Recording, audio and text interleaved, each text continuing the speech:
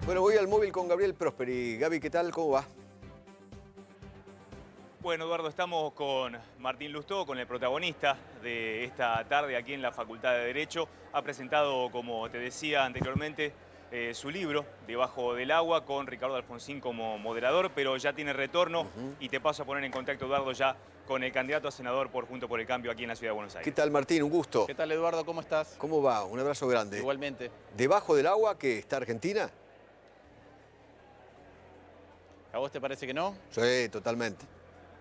La verdad es que Argentina hace mucho tiempo que tiene problemas, Eduardo, y ya lo hemos conversado esto, tanto al Sí. aire como en privado. Sí. Y debajo del agua se refiere a dos cosas. Una, si querés, es la imagen de cómo nos sentimos muchas veces.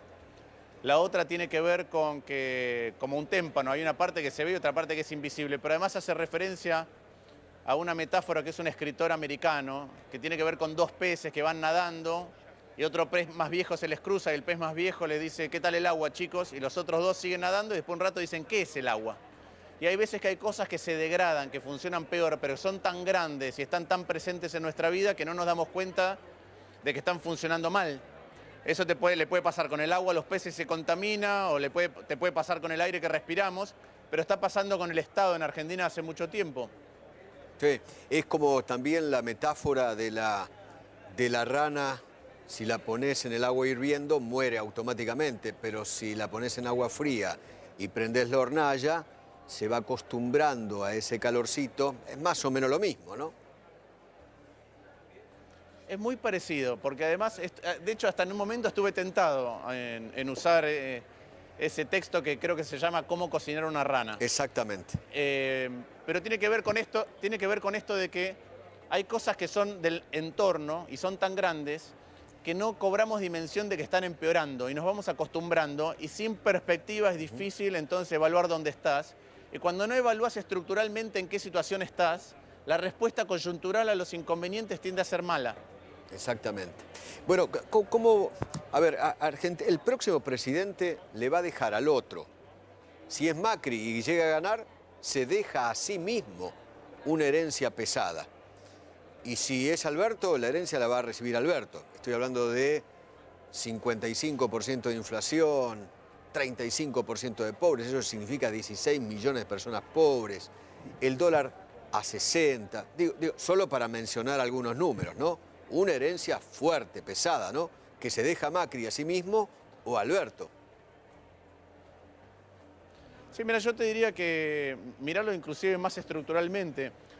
Argentina es la segunda vez en 45 años que va a entrar en un ciclo en donde no crece el ingreso por habitante. Desde el 74 hasta el 90 no creció el ingreso por habitante de Argentina, de hecho cayó un poco. Y desde el año que viene, cuando termine el 2020, vamos a tener el ingreso por habitante del 2006-2007. En el mandato del presidente Macri y en el de Cristina cayó el ingreso por habitante. Ya llevamos entre los dos mandatos una caída de casi 12 puntos del ingreso por habitante. Entonces hay un problema estructural, que es que a Argentina le está costando mucho crecer, y hay un problema coyuntural, que es la exacerbación de los problemas coyunturales cuando no tenés buen diagnóstico estructural. Y es por eso que yo creo que la grieta, la falta de comunicación con el otro, de sentarnos a debatir rigurosamente qué es lo que le pasa a la Argentina, impide que le encontremos solución. Esto de echarnos las culpas mutuamente es difícil de sostener cuando uno ve que ya tuvimos gobiernos radicales socialdemócratas, gobiernos radicales conservadores, peronistas promercado, peronistas intervencionistas, peronistas muy intervencionistas, e inclusive un gobierno que no es ni radical ni peronista, que es el actual, Cambiemos. Martín, por último... Y nada ha funcionado. Sí, claro, obviamente. Siempre las mismas recetas y siempre vamos hacia el mismo lugar, el fracaso. Bueno, pero ese es un buen punto. ¿Cómo puede ser vos si vas al médico y el médico te dice, ya sé lo que te pasa, Eduardo, entendí perfecto, y te medica, y no mejorás, y no mejorás, y no mejorás, o empeorás, como mínimo debatirías cuál es el diagnóstico del médico. Entonces el libro es una propuesta de diagnóstico para debatir, por eso se lo mandé a Ricardo Alfonsín, que hoy estuvo acá, pero también a Margarita Stolbizer, a Schiaretti, a Solá, a Mazzot, a Los Penato, al presidente. Es decir, para ponerlo en consideración y que todos puedan criticarlo o acordar, pero tiene que ser explícito, tiene que ser un diagnóstico exhaustivo, claro, para poder debatirlo. No es el único, obviamente, pero la contribución es para someterlo a la discusión. Obviamente, lo que dicen los médicos, buscar una segunda, tercera o cuarta opinión, ¿no? Si te vas a quedar con ese solo médico. Una interconsulta. Exactamente. Lo que necesita la sociedad argentina es una interconsulta y que estemos de acuerdo en cuál es el diagnóstico, porque esto de que nos tenemos... Yo escucho mucho, y vos también, un gran pacto, el pacto de la Moncloa, un acuerdo social. Sí. Ahora yo te pregunto, si en tu piso decís, bueno, nos vamos a reunir con todos, con los productores, con los cameraman, con los que están en la consola, nos vamos a reunir todos y nos vamos a poner de acuerdo en algo. Yo te digo, bueno, pero ¿cuál es el problema que tienen? Porque si no sabés cuál es el problema, no sé en qué te vas a poner de acuerdo. Totalmente. Martín, por último, ¿ganan en la capital federal con Horacio? Mirá, yo soy siempre muy respetuoso de todas las instancias electorales, que cuando la gente nos da su opinión. Hicimos una muy buena elección en las PASO y creemos que la vamos a repetir en las generales. Martín, muchísimas gracias. Un abrazo muy grande. La verdad que... Sí. Gracias. Quería cerrar. No, quiero que cierres, por favor. Te decía que nosotros encaramos la elección confiados por dos cosas. Una es por esto, nosotros hacemos campaña con propuestas y con diagnósticos. Y lo otro es que la gestión en la Ciudad de Buenos Aires es una gestión muy valorada, en donde del otro lado yo todavía no veo propuestas de ningún tipo, veo eslóganes, y gestionar algo grande no es fácil. Y por otro lado hemos incrementado el volumen de la coalición, tenemos, yo digo, más cabeza para pensar los problemas y más músculo para resolverlos, y yo creo que la próxima gestión va a ser inclusive mejor.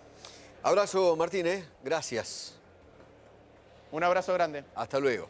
Cristian Balbo, en el otro móvil, en el mismo lugar, pero en otro móvil. Sí, Cristian. Exactamente. Estamos con Ricardo Alfonsín, que fue el moderador de la presentación del libro de Martín Lustó, así que te pongo en contacto con él. Hola, Ricardo, Hola, qué Eduardo, gusto. ¿cómo le va? Buenas noches. ¿Cómo le va? Igualmente, ¿Bien? Eduardo. Bien, andamos trabajando. Bueno, cuénteme, ¿qué le pareció la presentación del libro? Bueno, muy buena.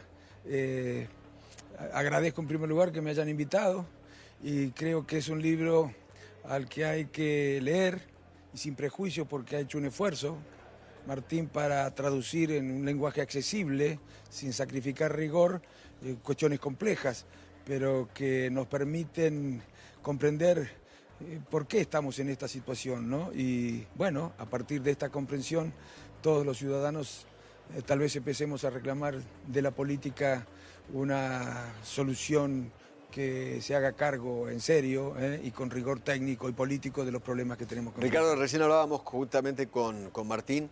El título del libro es Debajo del agua está Argentina, ¿no? Sí.